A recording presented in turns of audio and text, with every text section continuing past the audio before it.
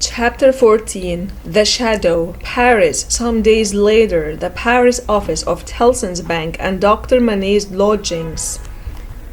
Tellson's Bank was in one part of a large house in the Saint-Germain quarter of Paris. It was approached by a courtyard and shut off from the street by a high wall and a strong gate.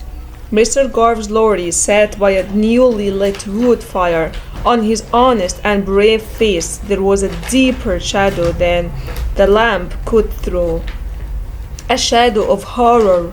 He was staying in rooms in the bank, faithful to the company of which he had been a part for so long. On the opposite side of the courtyard was space for several carriages, and indeed some were still there. On two of the stone pillars there were great flaming lights, and in the light of these could be seen a large grindstone that seemed to have been roughly put together and brought from a neighboring blacksmith or other workshop. Rising and looking out of the window at these harmless objects, Mr. Lorry shivered and went back to his seat by the fire. From the streets beyond the high wall and the strong gate there came the usual night sounds of the city, with now and then a strange and unearthly ring. Thank God, said Mr. Lorry to himself, that no one near and dear to me is in this terrible city tonight. May he have mercy on all those who are in danger. Soon afterwards the bell at the great gate sounded, and he thought they have come back, and sat listening, but there was no loud crash of people coming into the courtyard as he had expected, and he heard the gate bang again, and all was quiet.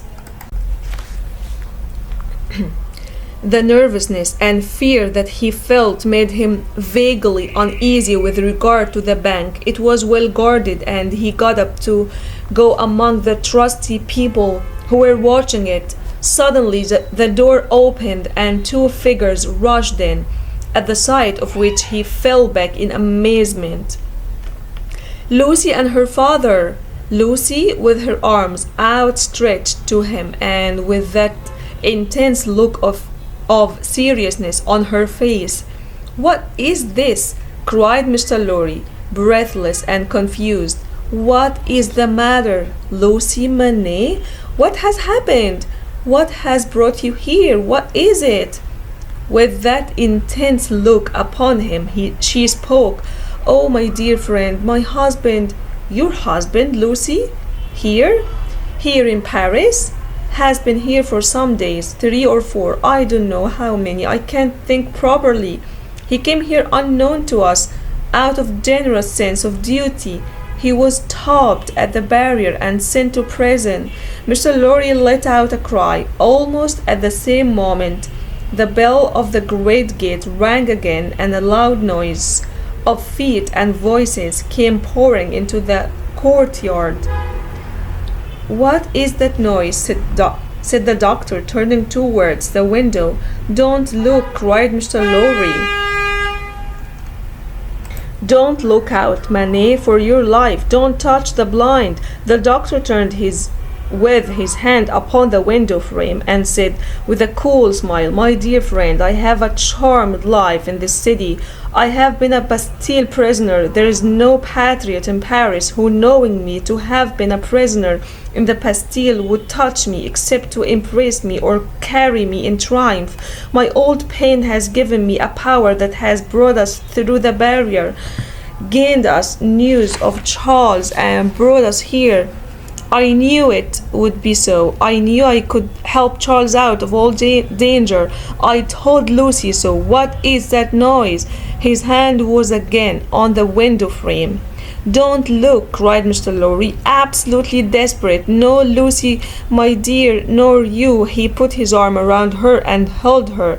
Don't be so terrified, my love. I swear to you that I know of no harm having happened to Charles, that I had no idea even of his being in this terrible place. What prison is he in? La Force. La Force? Lucy, my child, if ever you were brave in your life, and you were always that, you will do exactly as I tell you, for more depends on that than you think. There is no help for you in any action on your part tonight. You can't possibly go out. You must let me put you in a room at the back here. You must leave your father and me alone for 2 minutes, and you must not delay. I see in your face that you know I can do nothing else than this. I know you are true, said Lucy.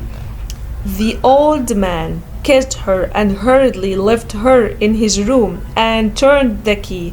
He came quickly back to the doctor, opened the window and partially opened the blind, and then put his hand on the doctor's arm and looked out with him into the courtyard. The people who guarded the house had let the crowd in at the gate, and they rushed in to work at the grindstone. It had evidently been set up for their purpose in this convenient and quiet place. But such awful workers and such awful work. The grindstone had a double handle, and turning it madly were two men whose faces were more horrible and cruel than the wildest savages. As these ruffians turned and turned, their long, dirty hair falling over their eyes, their bodies covered in drops of blood, and as the sparks of fire struck out of the grindstone, all the wicked atmosphere was one of blood and fire. They pushed one another aside to get to the sharpening stone, one and all covered in blood. Knives, swords, and bayonets were all brought to be sharpened, and all were red with blood. All this was seen in a moment. They drew back from the window, and the doctor looked for an explanation in his friend's pale face. They are, Mr. Lorry whispered the words, murdering the prisoners. If you are sure of what you say, if you really have the power you think you have, as I believe you have, make yourself known to these devils and get taken to La Force. It may be too late, I don't know, but let it not be a minute later. Dr. Manet pressed his hand and hurried out of the room. He was in the courtyard when Mr. Lorry returned to the window and looked out from behind the blind. His white, her remarkable face, and the bold confidence of his manner as he pushed the weapons aside like water carried him in an instant to the heart of the crowd by the grindstone. For a few minutes there was a pause, and then a murmur, and then Mr. Lorry saw him surrounded by all, in the middle of a line of 20 men, all linked shoulder to shoulder and hand to shoulder. They carried him out with cries of "Long live the Bastille prisoner! Help for the Bastille prisoner's relation in La Force! Make way for the Bastille prisoner in front there!" He closed the blind again with a trembling heart, closed the window and the curtain, and hurried to Lucy. He told her that her father, with the help of the people, had gone in search of her husband. He found her child and Miss Pross with her, but it never occurred to him to be surprised by their appearance until a long time afterwards, when he sat watching them in such quiet as the night knew.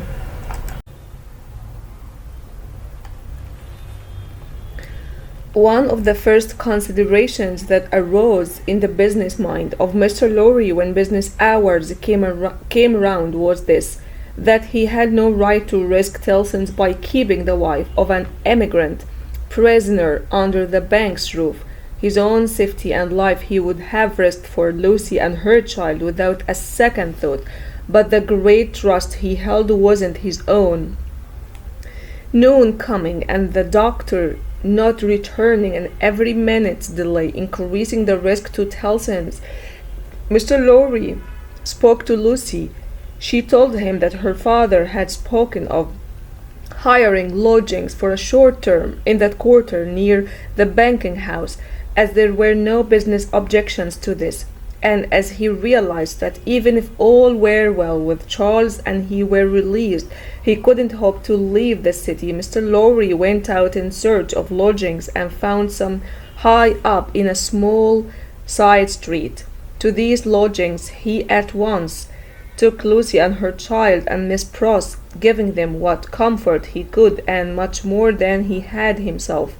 He left Jerry with them as a figure to fill a doorway and returned to his work. But his mind was disturbed, and the day dragged on slowly and heavily. It wore itself out and wore him out with it until the bank closed. He was alone again in his room of the night before, thinking what to do next, when he heard a foot upon the stair. In a few moments a man stood in his presence who, with a keenly observant look at him, spoke to him by name. "Your servant," said Mr. Lorry. "Do you know me?" The man was strongly built, with dark hair, between 45 and 50 years of age. For answer he repeated without any change of words the question, "Do you know me?"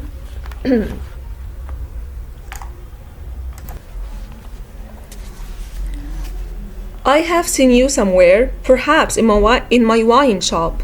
Much interested and agitated, Mr. Lorry said, "You come from Dr. Manette?" "Yes, I come from Dr. Manette." "And what does he say? What does he send me?" Defarge gave into his anxious hand a scrap of paper. It bore these words, in the doctor's writing: "Charles is safe, but I can't leave this place yet. The bearer of this carries a short note from Charles to his wife. Let the bearer see his wife." "Will you come with me," said Mr. Lorry joyfully, after reading this note aloud, "to where his wife is staying?" "Yes," replied Defarge, hardly noticing in what a curiously reserved and mechanical way Defarge spoke. Mr. Lorry put on his hat, and they went down into the courtyard. There they found two women, one knitting. "Madame Defarge, surely," said Mr. Lorry, who had left her exactly like this some 17 years ago. "It is she," observed her husband. "Is Madame going with us?" inquired Mr. Lorry, seeing that she moved as they moved. "Yes, that she may be able to recognize the faces and know the persons. It's for their own safety." Beginning to be struck by Defarge's manner, Mr. Lorry looked at him uncertainly and led the way. Both the women followed. The second woman was named the Vengeance. They went through the street as quickly as they were able, went up the stairs of the new lodgings, were admitted by Jerry, and found Lucy in tears alone.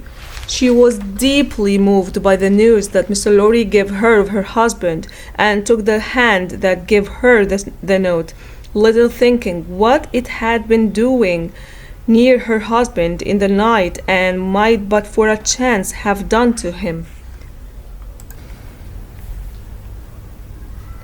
That was all the writing. It was, however, so much to her who received it that she turned from Defarge to his wife and kissed one of the hands that knitted.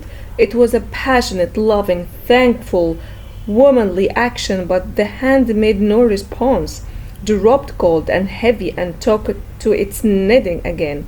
There was something in its touch that caused Lucy to stop as she was putting the note into the front of her dress and look terrified at Madame Defarge. Madame Defarge met the lifted eyebrows and forehead with a cold stare. "My dear," said Mr. Lorry, interrupting to explain, "there are frequent uprisings in the streets, and although it's unlikely that they will ever trouble you, Madame Defarge wishes to see those whom she has the power to protect at such times, so that she may know them. I believe," said Mr. Lorry, rather uncertainly, as he spoke his reassuring words, the stony manner of all three made itself more and more evident. "Is that no right, Citizen Defarge?" Defarge looked gloomily at his wife and gave no other sound than a rough cough. "You had better, Lucy," said Mr. Lorry. Have the dear child come out here with a good prose, our good prose Duvarge, in an English lady and knows no French. The lady in question, who firmly believed that she was the equal of any foreigner and wasn't to be shaken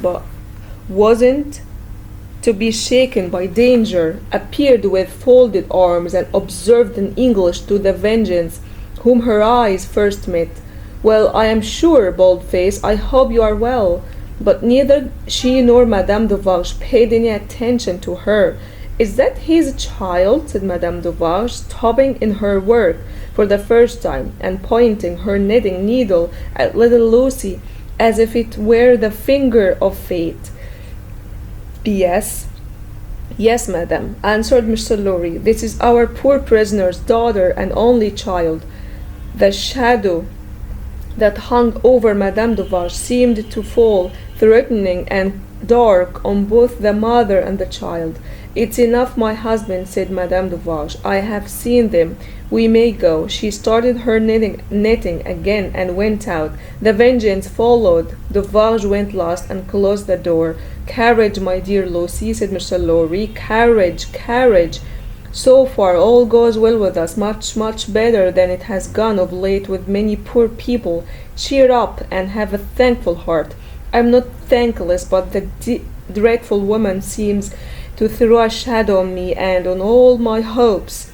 Tut, tut, said Mr. Lorry. What is it? What is this? A shadow, indeed? But the shadow and the manner of these Duvarges was dark within him for all that, and in his secret mind it troubled him greatly.